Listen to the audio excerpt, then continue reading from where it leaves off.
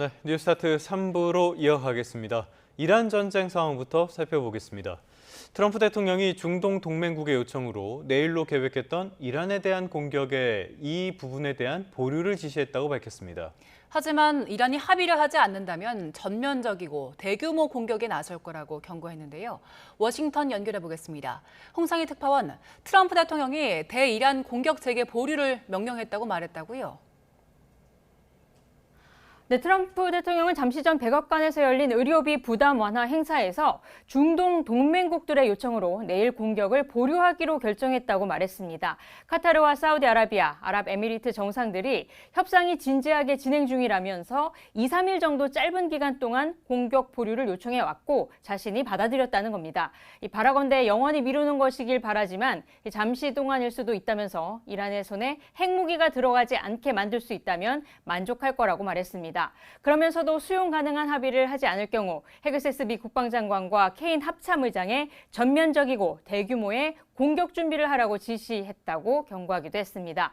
트럼프 대통령은 오늘 앞서 뉴욕 포스트와의 인터뷰에서 이란이 전달한 종전안에 실망감을 보이면서 이란에 어떤 양보도 하지 않겠다는 말도 했는데요. 이란은 곧 무슨 일이 일어날지 알고 있을 거라며 공격 재개 가능성도 시사했습니다. 앞서 중국 방문 뒤 귀국길에서도 이란을 향해 서둘러 움직이지 않으면 아무것도 남지 않게 될 거라고 경고하기도 했죠. 당시 트럼프 대통령의 발언 들어보시겠습니다. Wiped out their armed forces, essentially. We may have to do a little cleanup work because we had a little month-long ceasefire, I guess you'd call it, but we have a blockade that's so effective. 악시오스도 이란의 종전안에 우라늄 농축 중단이나 반출에 대한 약속이 포함되지 않아서 백악관이 불충분하다고 판단했다고 보도하기도 했습니다. 이란은 파키스탄을 통한 협상은 계속되고 있다면서도 미국의 군사 공격에도 대응할 준비가 돼 있다고 밝혔는데요. 이 발언도 들어보시죠. ما در عین اینکه همه تحرکات رو رصد می‌کنیم حتما برای هر رویدادی برای هر احتمالی آماده هستیم در میز مذاکره فارغ از این تهدیدها متمرکز بر منافع ملت ایران کار خودمون رو پیش میبریم. 네, 트럼프 대통령이 공격 보류에 나섰다는 건데요. 이거는 미국 내 여론 악화도 염두에 둔 결심으로 보입니다. 새 여론조사 결과도 나왔죠? 네, 그렇습니다. 뉴욕타임스와 시에나 대학이 지난주 실시한 여론조사 결과 트럼프 대통령의 국정 지지율 37%로 이 기관의 조사 기준으로는 재입건 이후 가장 낮게 나타났습니다. 전체 응답자의 64%가 이란 전쟁이 잘못된 결정이었다고 평가했는데 특히 중립적 정치 성향의 무당층 73%가 이란 전쟁이 잘못이라고 답해 눈길을 끌었습니다. 대통령의 의회의 승인 없이 군사력을 사용해선 안 된다는 답변도 63%나 됐습니다. 무엇보다 이란 전쟁 장기화로 미국 내 휘발유 값이 급등하고 물가도 들썩이면서 여론이 악화하고 있는 것으로 보이는데요. 직접 들어보시죠. I feel like our money is going to a lot of unnecessary things, basically. We need to take care of our people here in the United States instead of trying to have wars and stuff like that. 지금 미국 경제 상황이 나쁘다는 응답도 49%, 좋다는 반응은 18%에 머물렀습니다. 만약 오늘 중간 선거를 한다면 어느 정당을 지지하겠느냐는 질문에 응답자의 50%가 민주당을, 39%만이 공화당을 지지하겠다고 답했습니다. 네, 미국 재무부가 국제 유가를 안정시키기 위한 조치도 내놨다고요? 네, 미 재무부는 에너지 취약 국가들이 해상에 발이 묶인 러시아산 원유를 한 달 동안 구매할 수 있도록 허가하겠다고 밝혔습니다. 스콧 베선트 미 재무장관은 특정 국가가 이 해상 러시아산 원유에 접근할 수 있는 면허를 발급하겠다고 말했는데요. 이번 조치로 원유 시장을 안정시키고 중국의 저가 원유 비축을 제한할 거라고 기대하기도 했습니다. 러시아와 이란 원유를 저가로 구매해서 이 비축해온 중국의 원유 확보 능력을 낮춰보겠다는 겁니다. 이란이 전쟁 이후 호르무즈 해협을 봉쇄하면서 국제유가 상승 우려와 불안정성이 지속되며 미국의 대응에 나선 것으로 보입니다. 하지만 이런 단기적인 조치가 국제유가나 미국 내 휘발유값 안정에 얼마나 단기간에 기여할 수 있을지는 미지수로 보입니다. 지금까지 워싱턴에서 전해드렸습니다. 미국과 이란 전쟁 여파로 기름값이 폭등하면서 세계 각국이 항의 시위를 겪고 있습니다. 케냐에서는 고유가의 시위로 4명이 사망했고 볼리비아에서는 대통령 퇴진까지 요구하고 있습니다. 신웅진 기자의 보도입니다. 주민들이 바리케이드를 치고 불을 지르며 도로를 막았습니다. 또 나이로비와 몬바사 등 케냐 전역으로 시위가 확산했습니다. Mafuta ndo inarun economy ya hii nchi. Mafuta ndo kila kitu, si ndio? So the moment iko higher price, hakuna kitu tunaweza fanya. 경찰은 최루탄을 발사하며 시위대를 진압했고 이 과정에서 4명이 숨지고 30명 이상이 다쳤습니다. 이란 전쟁 이후 고유가가 이어지는 가운데 지난 14일 케냐 정부가 경유 가격을 23.5% 더 올린다고 발표한 것이 사태를 촉발했습니다. 케냐 당국은 국제적인 문제를 왜 국내적 수단으로 해결하려 하느냐며 시위대의 유가 인하 요구를 받아들일 수 없다는 입장입니다. It is not that this government is insensitive. It is that we have a crisis, which is a worldwide crisis. 볼리비아에서도 감당할 수 없는 기름값에 민심이 폭발했습니다. 수도 라파즈의 대통령궁 부근에서는 광부와 농민들이 대통령의 사임을 요구하며 경찰과 충돌했습니다. 지난해 12월 대통령령으로 국가연료 보조금이 폐지된 가운데 국제적인 상황까지 더해지면서 휘발유 가격이 폭등하고 있습니다. 전쟁 당사국 미국도 여파를 피하지 못했습니다. 북미 최대 규모의 통근 철도 시스템인 미국 뉴욕의 롱아일랜드 철도 노동조합이 32년 만에 전면 파업에 들어갔습니다. 임금과 의료보험료 등을 둘러싼 노사 협상이 결렬됐기 때문인데 노조는 고유가로 인한 높은 물가 상승률을 파업의 이유로 꼽고 있습니다. YTN 신웅진입니다.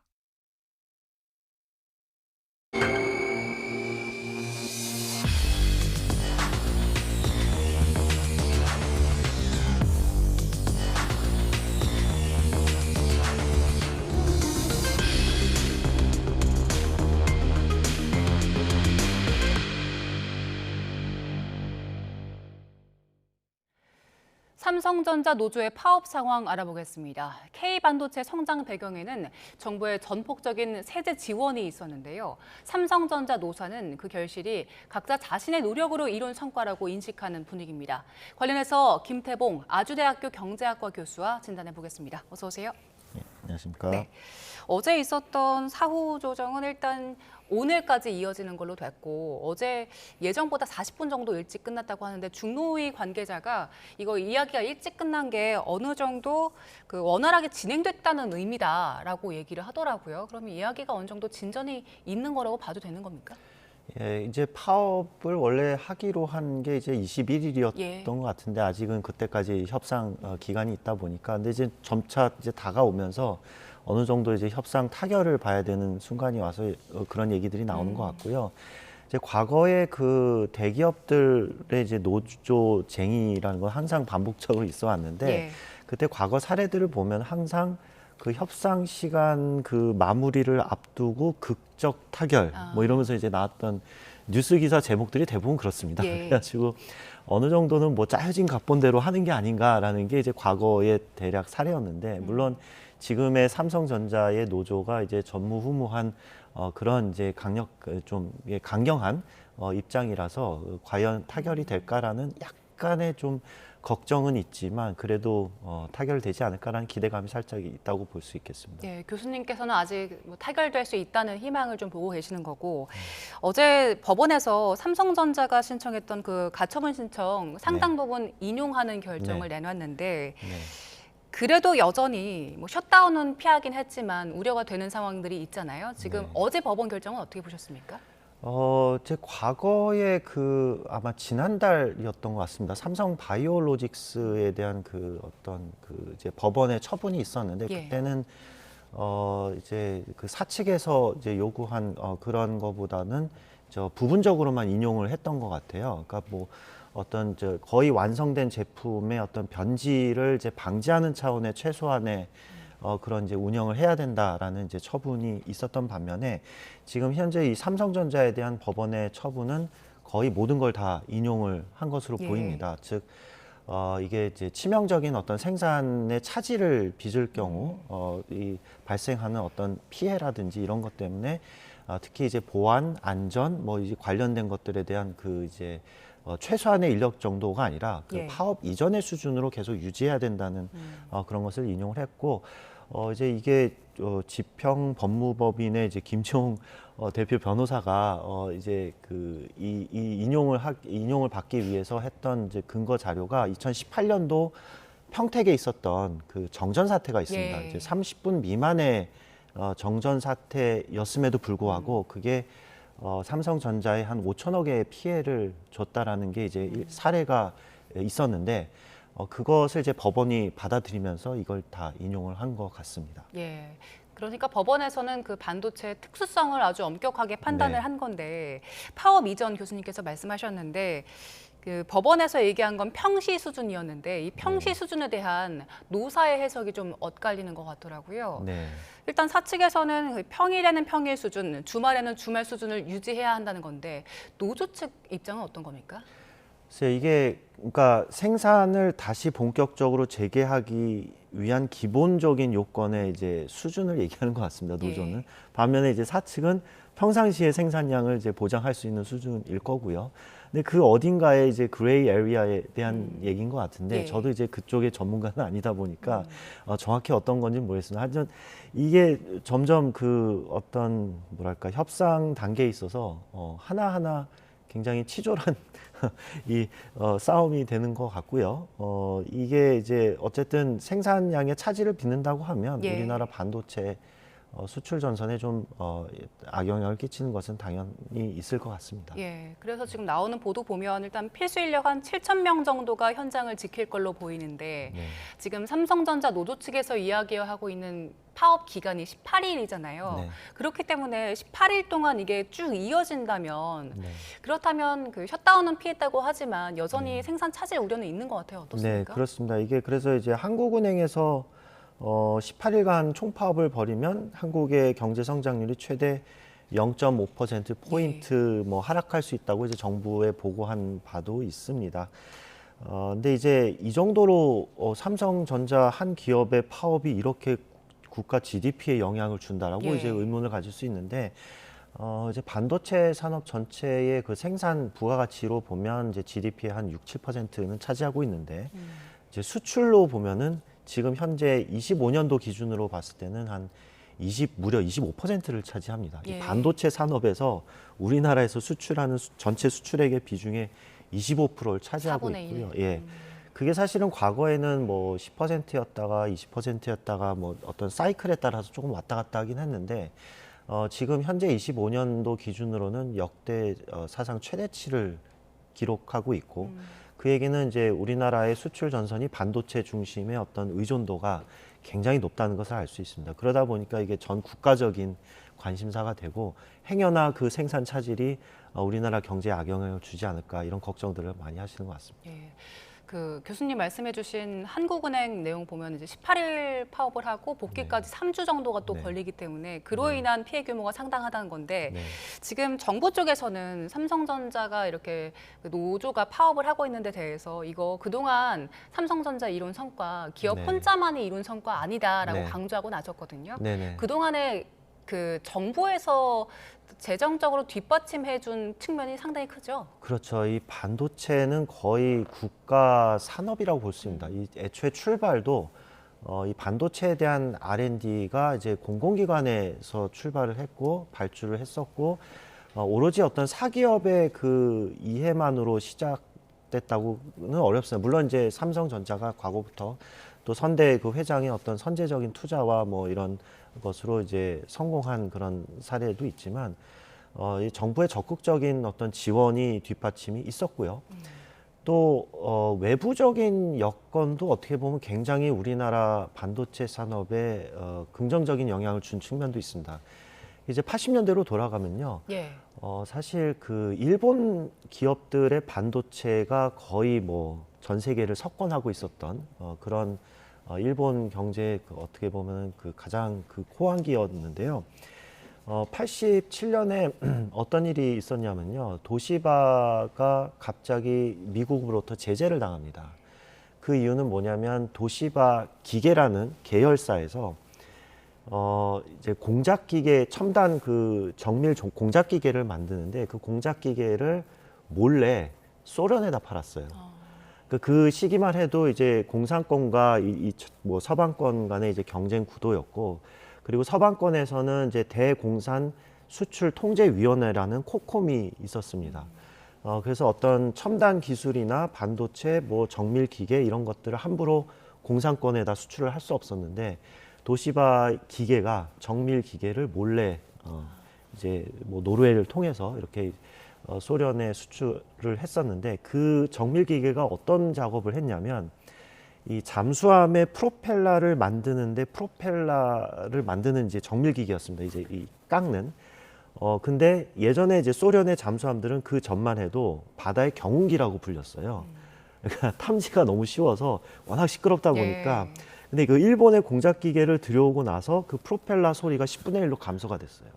그러니까 이제 미국에서의 그 안보 상황에 이제 이 비상등이 켜졌었고, 그때 도시바 이 라디오 같은 거를 미국 의회에서 던지면서 깨부시고 퍼포먼스도 벌일 정도로 도시바에 대한 어떤 반감이 굉장히 극에 달했고, 그게 비단 이제 도시바 기계뿐만 아니라 도시바 반도체에 대한 제재, 전방위적인 제재가 가해졌습니다. 그때 일본 반도체 기업의 어떤 제재로 인해서 빈틈이 생긴 거예요. 그 빈틈을 삼성전자와 같은 우리나라 반도체가 파고든 겁니다. 그러니까 출발 자체가 물론 이 정부에서 지원한 것도 있고 선대 회장의 어떤 뭐 안목이 있었고 과감한 투자가 있었지만 외부적인 여건의 어떤 어떻게 보면 우리나라 입장에서 운이었던 거죠. 그런 측면에서 이제 출발한 게 우리나라 반도체 산업의 시작이었다고 볼 수 있습니다. 그러니까 이게 오로지 단순히 그 안에 있었던 사람들만의 그런 이제 노력으로 됐다라고 보기 어려운 측면이 있기 때문에 어떻게 보면은 이제 국가적인 어떤 뭐 이제 낙수 효과가 생기도록 어떻게 이거를 다시 선순환을 시키고 재투자를 하고 그런 걸 해야 될까를 이제 고민해야 되는 것이 아닐까 생각이 듭니다.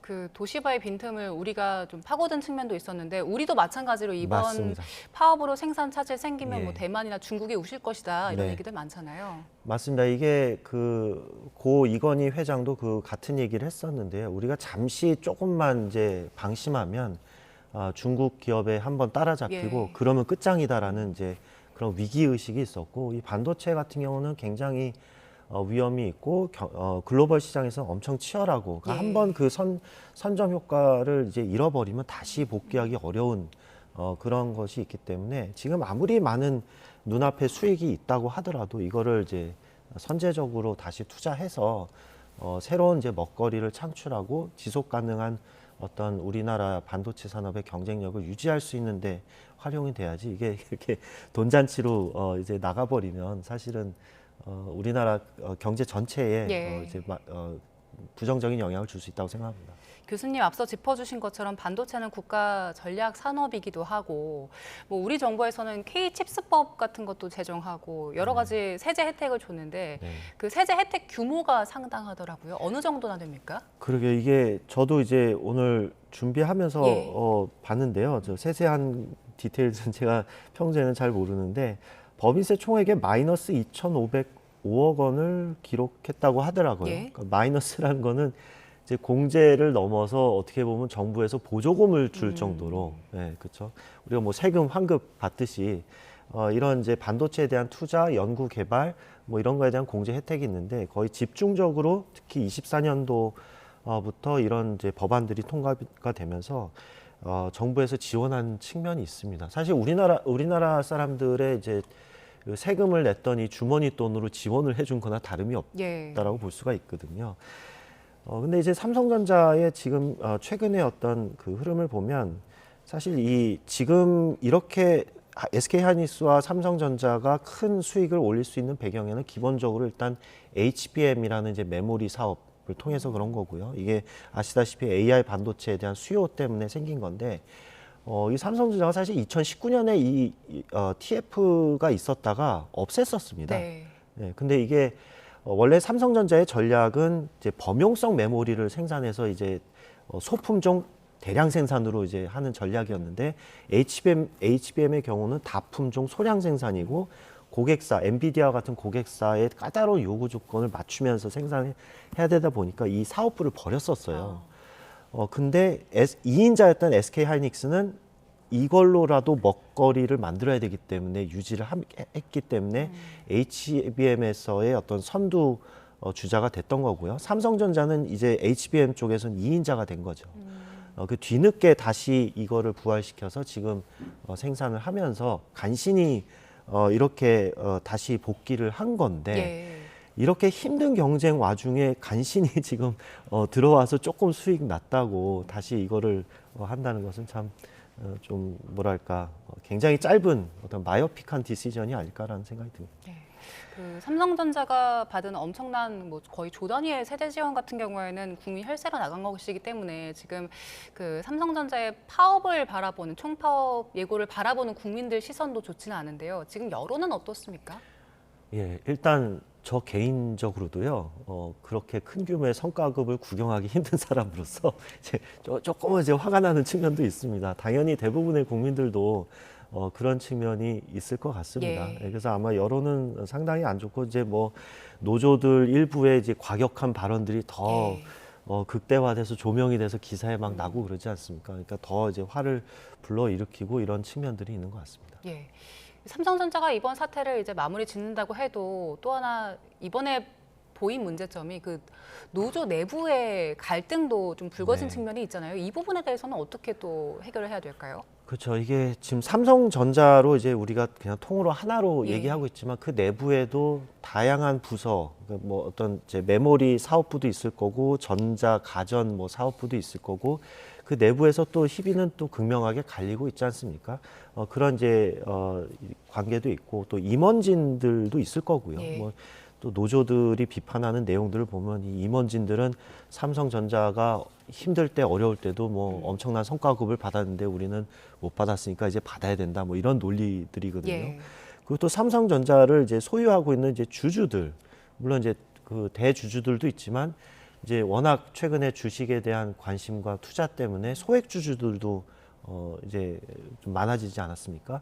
그러니까 이런 이제 적극적인 이제 소액 주주들의 이제 활동으로 인해서 이제 그런 이제 노조들의 어떤 그 지대 추구 행위에 대해서 좀 제재를 가는 측면이 있고, 그러니까 그거를 둘러싼 여러 이제 이익 단체들 간의 이 경쟁 구도와 이 싸움과 이게 참 보면서 좀 안타깝습니다. 그러니까 사실은 상생을 위해서 뭔가 그리고 더 미래를 위해서 더 큰 투자를 위해서 뭔가 얘기를 해야 될 때 굉장히 치졸하게 뭐 이거 생산 뭐 활동에 이거는 하고 안 하고 그다음에 이제 우리의 성과금은 우리가 이만큼 했으니까 얼마고 아니고 이걸 따지는 것 자체가 지금은 장기적으로는 과연 좋은 바람직한 일일까 이런 생각은 듭니다. 이제 뭐 대통령까지 긴급 조정권 발동할 수 있다고 시사를 한 상황이기 때문에 앞으로 뭐 오늘 길게는 내일까지 협상이 타결되지 않는다면 정부의 긴급 조정권 행사까지도 생각을 해봐야 되는 상황인데 앞으로 남은 시나리오는 그럼 어떤 게 있습니까? 네, 뭐 일단 어쨌든 이제 타결이 되기를 바라는 마음이고요. 근데 이제 만약에 타결이 되지 않는다면 이제 정부에서 긴급 조정 이거를 이제 발동을 한다고 했습니다. 이게 과거에 보니까 69년 이후에 우리나라에서 딱 4차례 발동을 했더라고요. 한 번은 이제 박정희 대통령 때였고, 다른 한 번은 이제 김영삼 대통령 때 이제 현대차 노조였고, 나머지 2번은 노무현 대통령 당시에 그 이제 항공사들이었는데 이게 전반적으로 다 이제 국가 산업과 연관이 되면 국가에 피해를 입힌다고 하면 이제 발동할 수 있는 그런 조정권이 되겠습니다. 자, 저희 그 채권 금리도 간단하게만 짚어보겠습니다. 채권 금리 지금 미국 10년 국채 금리가 4.5% 돌파했고 30년물은 5%를 돌파한 상황입니다. 지금 이 상황 대해서 어떻게 진단하시고 앞으로 우리 경제에 미칠 파장 어떻게 전망하십니까? 지금의 금리 상승이 통상적인 어떤 물가 상승률과 더불어 오는 사이클적인 요소도 있고요. 그다음에 지금은 그렇게 크게 드러나지는 않지만 구조적인 어떤 변화도 있는 것 같습니다. 과거의 금리 인상기는 대부분의 경우 이제 물가 상승 압력이 커지면서 통화 정책 쪽에서의 금리 인상으로 인해서 그 파급 효과가 시장의 금리들을 연쇄적으로 인상시키는 그런 이제 경로였다고 하면 지금은 사실은 그 트럼프 특히 대통령 같은 경우는 금리를 인하시키고 싶어 하죠. 그럼에도 불구하고 지금 국채 특히 이 중장기 금리들은 상승을 하고 있는데 이게 미국 국채에 대한 어떤 신뢰 하락이라는 문제와 연관이 있는 것 같습니다. 워낙 미국이 천문학적인 그 부채를 지고 있기 때문에 과연 이게 지속 가능한가라는 이제 퀘션이 아마 이제 코로나 이후부터 이제 좀 계속 그 지적이 돼 왔거든요. 이제 미국의 어떤 기축 통화라는 시스템을 유지한다라는 것과 미국이 전 세계 금융 시장을 지배한다라는 것에 대한 어떤 신뢰가 과거와는 좀 다른 어떤 구조 변화로 인해서 신뢰가 좀 떨어지는 게 금리 인상에 좀 영향을 미치기도 하고요. 기본적으로 지금 유가 상승이나 물가 상승률이 시장 금리를 이제 올리는 어떻게 보면 지금까지 이제 주식 시장이 워낙 화랑이었다 보니까 잘 우리가 무시하고 있던 것이 이제 현실 자각 타임으로 온 것 같습니다. 미국 포함한 주요국들의 국채 금리가 일제히 폭등하고 있기 때문에 향후 우리 경제에 미칠 영향도 함께 살펴봐야 되겠습니다. 지금까지 김태봉 아주대학교 경제학과 교수와 함께했습니다. 고맙습니다. 네, 감사합니다.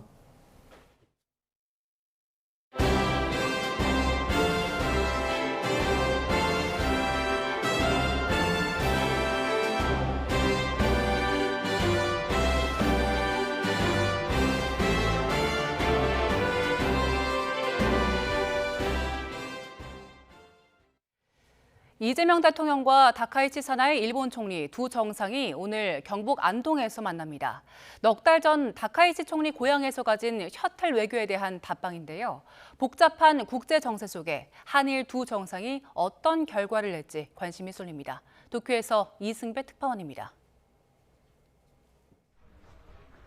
이재명 대통령은 지난 1월 다카이치 사나이 일본 총리를 만나러 일본으로 건너갔습니다. 회담 장소는 수도 도쿄가 아닌 다카이치 총리 고향인 나라현이었습니다. 당시 다카이치 총리가 이 대통령 숙소 앞에까지 직접 인사를 나와 눈길을 끌었습니다.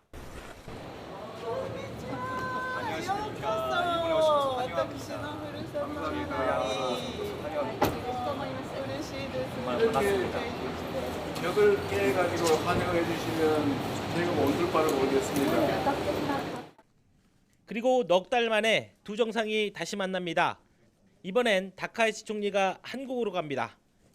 답방 차원 셔틀 외교인 만큼 서울을 벗어나 이 대통령 고향인 경북 안동으로 향합니다. 지난 1월 그날처럼 정상회담이 열리는 호텔 입구에 이 대통령이 직접 나가 다카이치 총리를 맞을 예정입니다. 이 두 정상은 지난해 10월 경주 에이펙 정상회의에서 처음 대면했고 이번이 세 번째 만남입니다. 청와대는 다카이치 총리를 국빈에 준해 예우할 계획입니다. 이번 정상회담에 어떤 의제가 오를지도 관심을 끌고 있습니다. 호르무즈 봉쇄가 길어지면서 기름 구하느라 골치가 아픈 데다가 최근 미중 정상회담 때 중국이 강경 메시지를 내면서 타이완 문제도 복잡해졌습니다. 두 정상은 회담 결과를 공동으로 언론에 발표할 예정인데 불확실성이 짙어지는 국제 정세 속에 어떤 결과를 낼지 시선이 쏠리고 있습니다. 도쿄에서 YTN 이승배입니다. 네, 이번엔 이란 전쟁 상황 살펴보겠습니다. 트럼프 대통령이 이란에 대한 군사 공격을 하루 앞두고 전격 보류했다고 밝혔습니다. 그러면서도 합의하지 않으면 공격하겠다고 위협했는데요. 김열수 한국군사문제연구원 안보실장과 함께 이 이야기 나눠보도록 하겠습니다. 실장님 어서 오십시오. 네, 안녕하세요. 저는 트럼프 대통령이 내일 공격할 예정이라는 것도 모르고 있었어요. 네. 그런데 이 내용을 보류했다라는 걸로 밝혔는데요. 아무래도 여러 가지를 고민한 결과로 보여요. 부담이 많이 됐겠죠? 네, 아무래도 이제 그러겠죠. 이제 미국과 중국 사이에 정상회담이 있었지 않습니까? 예. 사실상 트럼프 대통령은 꽤 중국의 어떤 역할을 기대를 했을 거예요. 그런데 지금 나온 거 보면 뭐 이란의 핵무기는 안 된다. 그리고 호르무즈 해협은 개방해야 된다. 그 정도 이제 선에서 끝났단 말이죠. 네. 그러면은 정말 중국이 이란의 그런 호르무즈 해협 개방에 대해서 적극적인 역할을 할 것인가라고 생각을 했었는데 실제로 보니까 어떤 결과가 나타나냐면은 트럼프 대통령이 돌아가는 비행기 쪽에서 아마 있었을 텐데 예. 그때쯤 유엔 안전보장이사에서 결의안이 하나 나왔는데 그게 바로 유엔 안전보장이사에서 호르무즈 해협 개방을 해야 된다라고 하는 결의안이었어요. 네. 그런데 중국이 여기에 거부권을 행사한 거예요. 예. 그러면은 미국의 입장에서 트럼프 대통령이 실망이 좀 컸겠죠.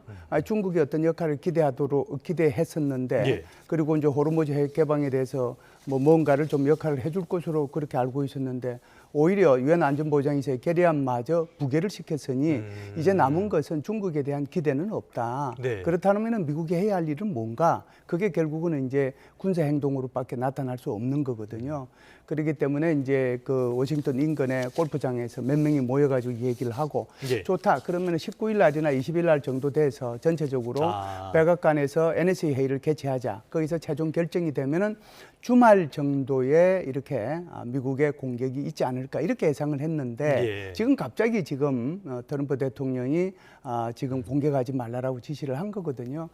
그래서 이것은 두 가지로 해석을 할 수가 있습니다. 하나는 이렇게 파키스탄으로부터 중재 제안에 대해서 조금만 더 기다려 달라 그런 얘기가 있었을 수 있고 또 하나는 트럼프 대통령 스스로가 군사 공격보다는 조금 기다려서 이렇게 협상으로 마무리 짓는 게 좋겠다. 네. 그런 생각을 하지 않았을까 이렇게 생각합니다. 근데 트럼프 대통령 입장에서는 상당히 부담이 컸을 게 조금 전에 제가 경제 출연에서도 다뤘습니다만 채권 금리 많이 올랐고요. 국제유가도 올랐고 미국 내 휘발유 값도 계속 치솟고 있단 말이에요. 그렇죠. 그래서 트럼프 대통령의 지지율이 새로운 여론조사 결과를 보니까 37%로 재집권 뒤에 최저로 나왔고요.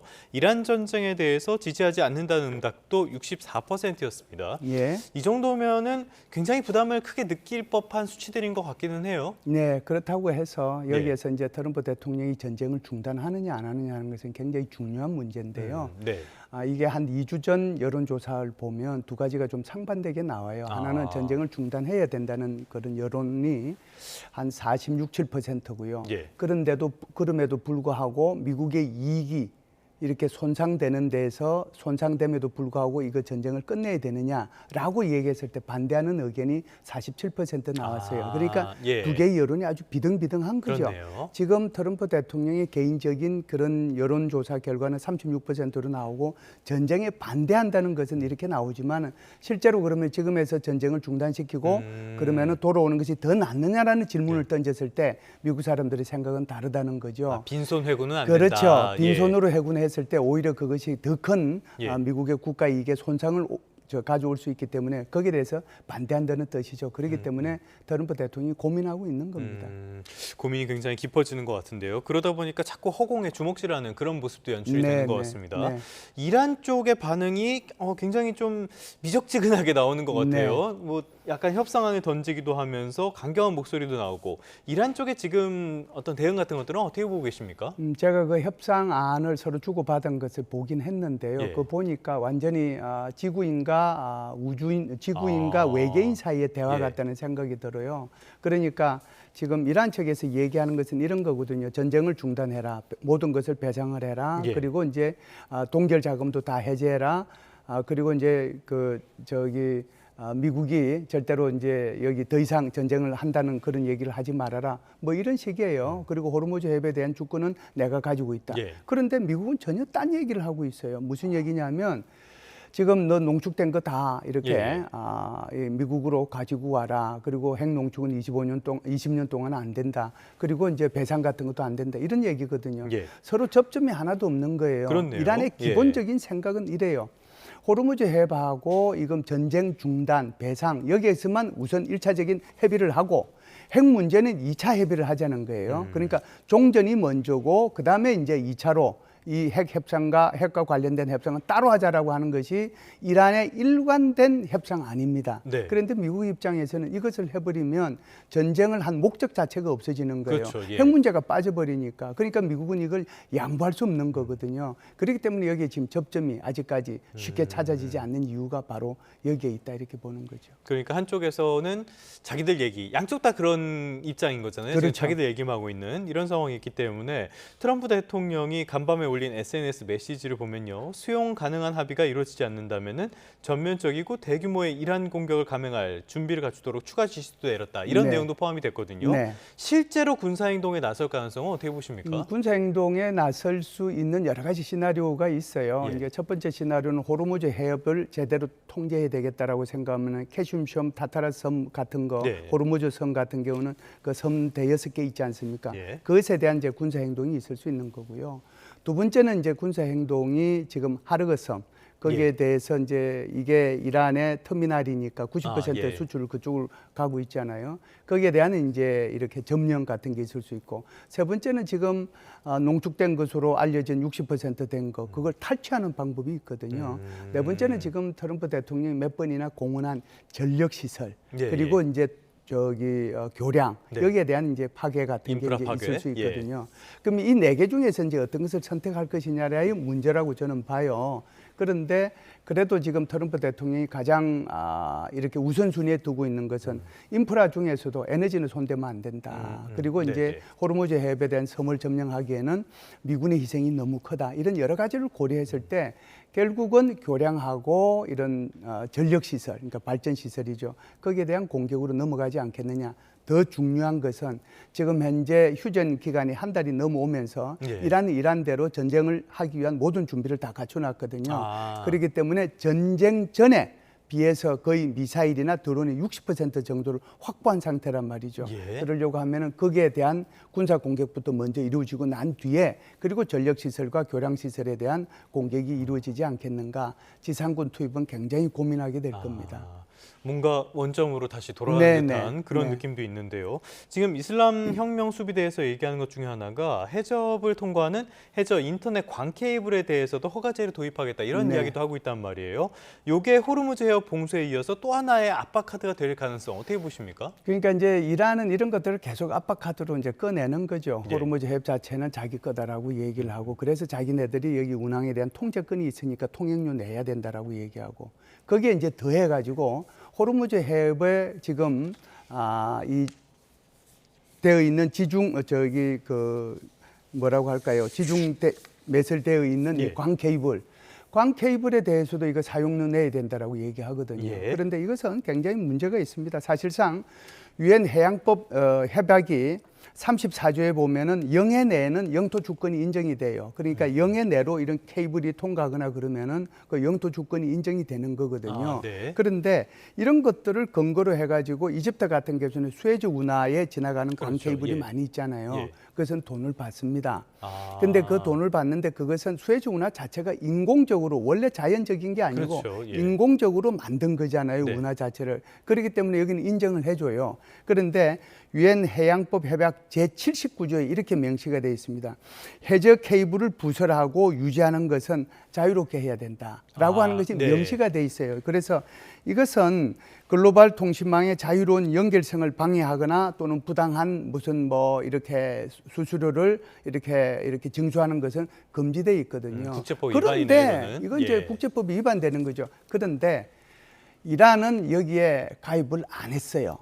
그렇기 때문에 자기네들은 여기에 이제 해야 된다라고 그러는데 그러면은 국제적으로 누가 이걸 허용해 주겠어요. 그렇기 때문에 지금 이란에서는 뭐 구글이나 메타나 아마존이나 거기에 광 케이블이 많이 깔려 있으니까 거기서나 돈 받아 내겠다라고 생각하는데 네.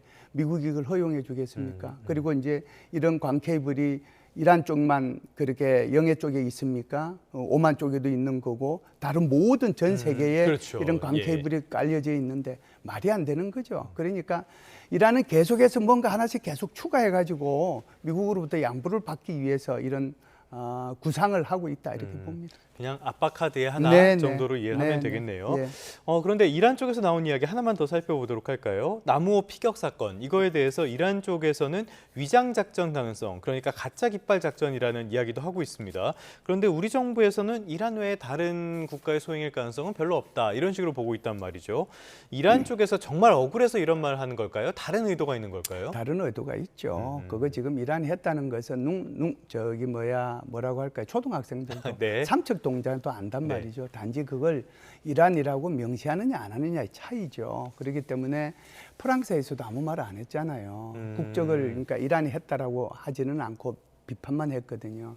중국에서도 유조선이 피격이 됐잖아요. 네. 그럼에도 불구하고 유감을 표한다라고만 얘기를 했어요. 그래서 이렇게 국적을 명시하는 것이 국가 이익에 도움이 되는 건지 미래 이익에 도움이 되는 건지 그런 나라들이 다 그걸 판단하거든요. 네. 한국도 그런 차원에서 이걸 접근해 볼 필요는 있다라고 보고요. 두 번째는 이란의 입장에서는 절대로 이거 인정 안 하죠. 어차피 인정 안 할 건데 이게 이제 가짜 깃발 비슷한 거예요. 그러니까 자기가 했음에도 불구하고 이거 우리가 한 게 아니고 딴 놈이 했다 이런 식으로 빠져나가고 얘기할 거 아니에요. 그런 변명거리를 주는 것보다 오히려 통 크게 이렇게 접근하는 것이 대한민국의 국가 이익과 미래 이익을 위해서 도움이 된다. 저는 그렇게 봅니다. 장기적인 이익 측면에서. 그렇죠. 알겠습니다. 이란이 인정을 하는 순간 자기들의 책임이 될 테니까 이 부분은 끝까지 인정하지는 않을 것 같습니다. 지금까지 김열수 한국군사문제연구원 안보실장과 함께 이란 전쟁 상황 이야기 나눠봤습니다. 말씀 고맙습니다.